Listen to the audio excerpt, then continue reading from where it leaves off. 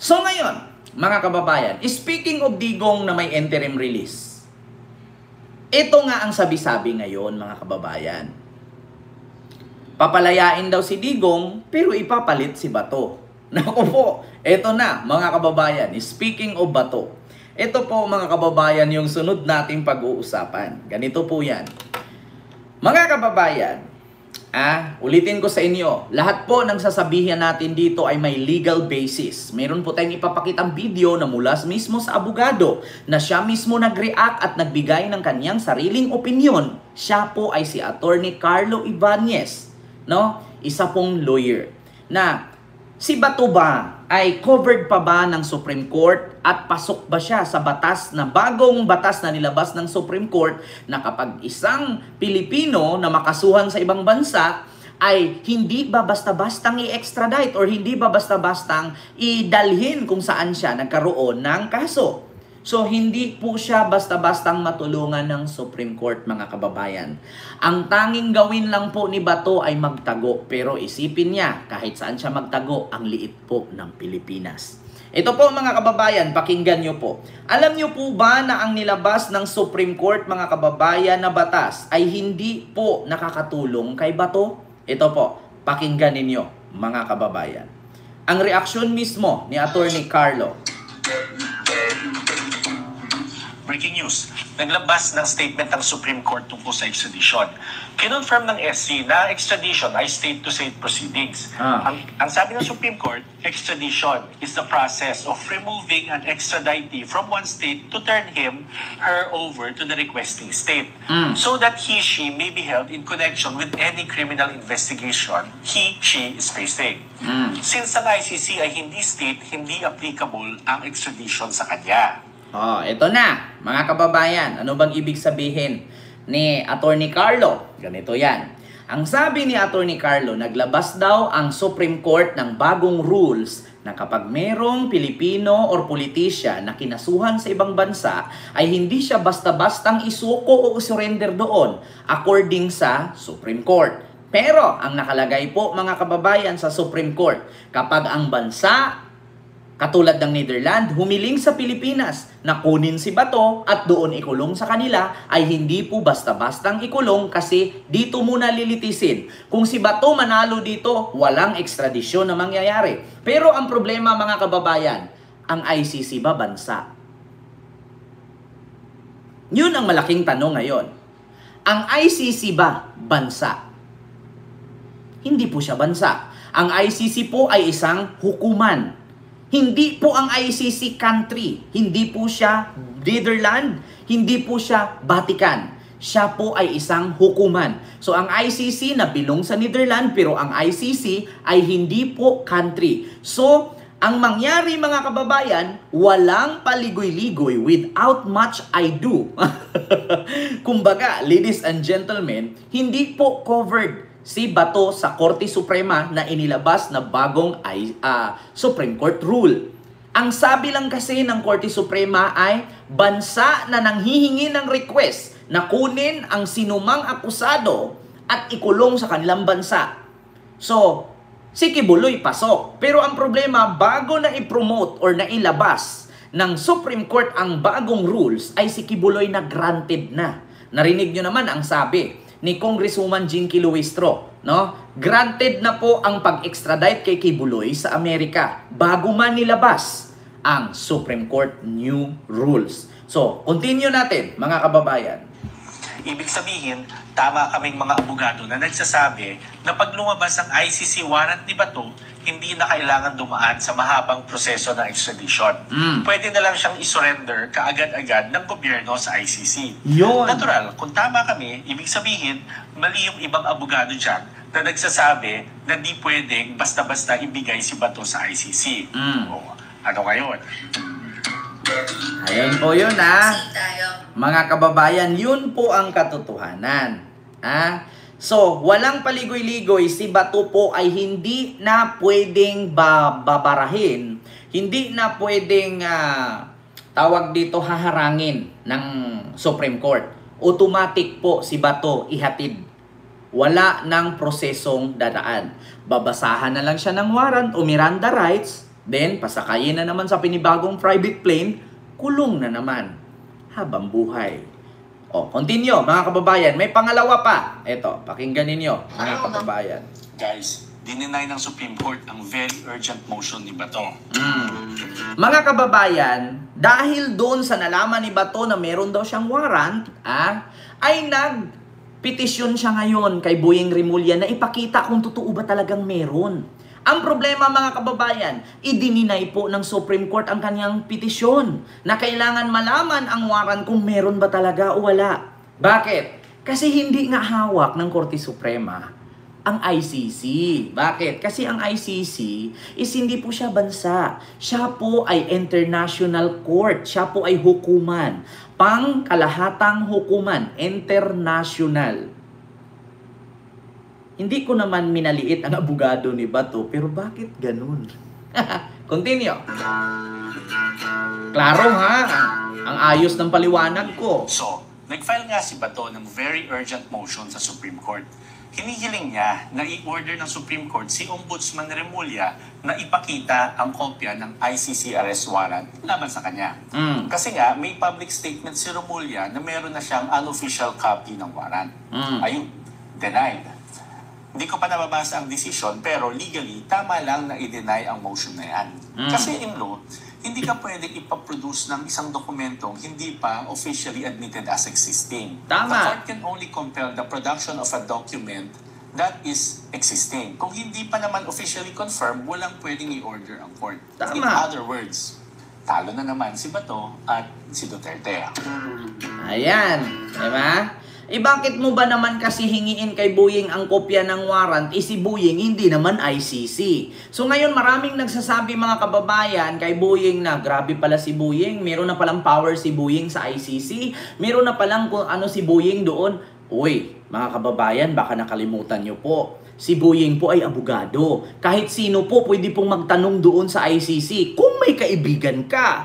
Kung wala kang kaibigan doon, ay talagang wala kang makuhaan ng impormasyon. Ang tanong ngayon, mga kababayan, kung naalala ninyo noon, di ba, ang Philippine government ayaw sana makipag-coordinate sa ICC, pero noong lumala ang pagbabanta ni Sara kay PBBM, kay Lisa at kay Martin Romualdez, doon na lumabas ang pangil ni Marcos, na kung saan sinabi sana ni Marcos na hindi makipagtulungan ang administrasyong Marcos sa ICC. Pero anong ginawa ni Sara? Dahil po sa kadaldalan ni Sara, hindi siya nag-iisip kasi meron po tayong kasabihan, when emotions are high, the intelligence is low. Di ba? So ngayon po, mga kababayan, lumabas po ang pangil ni PBBM. Ayun, nakipagkaugnayan na sa ICC at yun, nauristo nga si Digong at maristo pa si Bato, susunod pa si Bongo at may possibility pa na pati si Sara. Ayun, ang sabi ko nga sa inyo, murahin nyo ng murahin ang Pangulo kasi ang ibabalik sa inyo is legal. Hindi kayo babalikan. Pero idadaan sa tamang proseso. Ganun lang naman, mga kababayan. Do you think kung si PBBM nagmura kay Sara, hindi magiganti si Sara? Anong akala nyo kay PBBM? Halo black? Ulitin ko sa inyo, pagkatapos yung saksakin ng saksakin, sasabihin lang ni PBBM, wow, ang sakit. Gaganon lang. Tandaan ninyo, si PBBM tao din yan. Nasasaktan, nakakaramdam, umuutot, humihinga, nagugutom, nakakaramdam ng pagod. So kung bababuyin ninyo ang presidente yan, take note, para kang bubangga sa pader. Take note, mga DDS, hindi kayo miyembro ng X-Men na pag binangga ninyo ang pader ay tatagos kayo. Tandaan ninyo, si PBBM pader yan. Pag binangga mo, kawawa ka. Bakit? Tao ka lang, presidente siya. Diba? Maliban na lang kung lahat ng Pilipino ang kakalaban sa kanya, tanggal siya. Pero kung isa, dalawa lang naman, useless yan. Take note, ulitin ko, mga kababayan. Si Kagawad nga, si Chairman, nag-away. Sino? Nananalo si Kagawad? Talo. Si Chairman pa rin ang panalo. Chairman yan, Kagawad ka lang. Diba? Yun. Diyos ko naman. Oo. Diba, mga kababayan? I think it's just a false end. Bukod dyan, mga kababayan, ito pa, meron pang pangatlo. Pakinggan ninyo itong pangatlo. Mga kababayan, ay hindi pala, hindi, ito. Pakinggan ninyo. Actually, sabi ng DOJ, if may ICC warrant nga laban kay Bato, the government daw has two options, either surrender or extradition. Well, kaya nila nasabi ito ay dahil sa Section 17 ng RA 9851. the Philippine Act on Crimes Against International Humanitarian Law, Genocide, and Other Crimes Against Humanity. Sabi dito, in the interest of justice, the relevant Philippine authorities may dispense with the investigation or prosecution if another court or international tribunal is already conducting it. The authorities may surrender or extradite suspected or accused persons in the Philippines to the proper international court or to another state, pursuant to the applicable extradition laws and treaties. So yes, in paper, dalawang options, surrender or extradition. Pero dito sa kaso ni Bato, there's only one option left, surrender. Bakit? Kasi hindi applicable ang extradition sa ICC. Extradition, sabi ng DOJ, if may ICC... Ang extradition po, mga kababayan, ay para lang yun sa bansa. Katulad kay Kibuloy, ulitin ko sa inyo.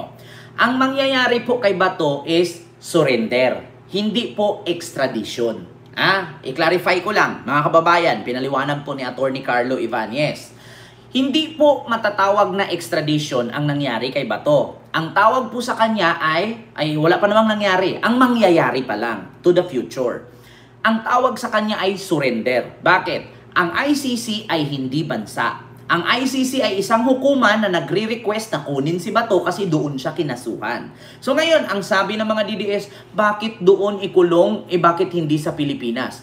Tanong ko lang po, sino pong nagkaso kay Bato sa Pilipinas? Wala, di ba? So, ang kaso ni Bato, nandun sa ICC. So sa ICC nga siya, lilitisin, sa ICC siya ikulong. Wala namang kaso sa Pilipinas eh. Bakit? Ang sabi ng mga DDS, bakit hindi dito sa Pilipinas lilitisin? Bakit sa Pilipinas lilitisin? May kaso ba si Bato dito? Wala po siyang kaso dito. Ang kaso niya ay nasa ICC. At ang ICC ay tinatawag na International Criminal Court. So, dapat sa inyo mga DDS, dapat sa inyo, proud kayo. Bakit? Saan ka yung kaso niya international? 'Di ba? 'Di ba kapag narinig natin yung pag narinig natin si Manny Pacquiao nanalo sa boxing, 'di ba? Ang tawag natin international boxing player 'yan. Manny Pacquiao 'yan. Dapat proud kayo. Bakit? Si Bato nakasuhan international tapos pag naaresto naka-private plane. Dapat proud kayo eh. Proud. Palakpakan. Dapat masaya kayo. Dapat ipagsigawan nyo na proud kami na nakasuhan si Bato. Bakit? International kinasuhan, saan ka? Dapat maging proud kayo na nakasuhan si Digong. International ang kaso niya. Diba? Dapat maging proud kayo. Diba? Ako proud na proud ako. Yes, meron kaming kapwa Pilipino na nakasuhan sa international. I'm so proud. At unti-unting nauubos ang mga kriminal. Yeah? Tingnan mo si Kibuloy, international din nakasuhan, sa Amerika dinala. Si Digong din, international nakasuhan, dinala sa ICC. Susunod si Bato, susunod si Bongo. I'm proud. At first ever in the world history yan. Napakaraming Pilipinong politisyan na nakukulong sa ICC. Ito ang nagpapatunay mga kababayan na napakalaking tulong po ng ICC sa ating bansa. Bakit? Kasi kung si Digong, si Bato, si Bongo at kung sino pa, dito lang yan sa Pilipinas ikulong, mangyayari na naman ulit ang pambansang upuan na tinatawag na wheelchair at magkaroon ng bracket sa liig. Tapos, magre-request na naman sila sa Ombudsman or sa Korte Suprema ng house arrest. Tapos sasabihin, may sakit na, di na makalakad, sa bahay na lang. Diba? So, maging proud tayo na meron tayong kapwa Pilipino na kasuhan sa international at ang kaso nila ay international criminal. Diba? Maging proud tayo. Bakit? Ginawa naman nila yan eh. Dapat maging proud tayo. Bakit? Kasi kung wala ang ICC, hindi sila nakukulong doon, hindi sila makukulong doon. Diba? Hindi sila magbago. Yang ICC na yan at yung pagkakulong ni Duterte sa ICC, leksyon yan. Aral na yan sa mga susunod pang presidente na hindi pwedeng babuyin nila ang Pilipinas at hindi nila pwedeng kayan-kayanin ang taong bayan. Take note, si Trillanes pa lang yan. How much more pa kung buong Trillanes ang magtutulong-tulong sa kanila. Diba? Si Trillanes pa lang yan. Paano kung meron pang 5 trilyanis na lalabas? Paano kung meron pang 10 trilyanis na lalabas? Eh di kawawa sila. Kaya proud ako na meron tayong kapwa Pilipino na nakulong sa internasyonal dahil sa pagiging kriminal. Kasi kung dito lang sa Pilipinas yan, ito po ang rason na kung bakit ako proud. Kasi kung dito sa Pilipinas kinulong yan, Diyos ko, 1 buwan, 2 buwan, house arrest, hospital arrest, tapos nakakalaya. Tapos pagka ilang buwan lang, halimbawa si Digong nakulong 2025, 26, 27, 28, 3 years na lang, presidential election na. Paano kung tumakbo si Sara tapos si Digong nakakulong dito sa Pilipinas? Example lang to ha. Si Digong, si Bato, si Bongo dito sa Pilipinas ikinulong. Tapos after 2028, 3 taon lang sila dyan sa kulungan, naging presidente si Sara. Si Sara po ay may kapangyarihan na tinatawag na pardon. Pag binigyan na ng parol itong si Bato, si Bongo, si Digong, nakakalaya, absuelto. Katulad sa ginawa ni Digong kay Erap, Gloria at Binoy. Kay Robin Padilla. Ganun yun, mga kababayan. Ganun yun. Mayroong power si Sara na pwede niyang palayain kung maaaring gustuhin man niyang palayain. Diba? Kaya buti na lang meron tayong nag-iisang trilyanes. Sana madagdagan pa si trilyanes at magiging 5 sila. 5 trilyanes. No? Diyos ko, mga kababayan. So yun lang. Mga kababayan. Kasi kung dito sa Pilipinas ikinulong yan, walang mangyayari. 2 buwan, 3 buwan ang kalaya niya. Si Cassandra Ong nga nawawala eh. Nakakulong sa koreksyonal. Tapos, habang tumatakbo pa ang kaso sa Pogo, si Cassandra Ong nakalaya. Do you think, anong nasa isip ninyo? Bakit nakalaya si Cassandra Ong na ikinulong siya doon sa koreksyonal sa mga kababaihang kulungan? Tapos nakalaya ka na ang kaso mo hindi pa tapos. Diba? Yan ang kuwaan ninyo example. Malaking tulong ang ICC sa Pilipinas. Dito kasi sa Pilipinas, tingnan nyo, yung sibuyas galing China, nakakalusot, bibigyan ka lang ng 100,000. Yung smuggled na sibuyas, nakakalusot. Another, pag nag-deliver ulit, another 100,000. Hayahay ang mga buhay sa customs. Hindi lang sibuyas, may mga smuggled luxury cars pa. Kita ninyo? Ganyan ang Pilipinas. Kapag money na ang pag-uusapan, wala. Tingnan mo, gabinete ni PBBM. Magugulat ka na lang, si PBBM may insertion 100 billion. Samantalang hindi niya alam bakit nagkaroon ng 100 billion insertion.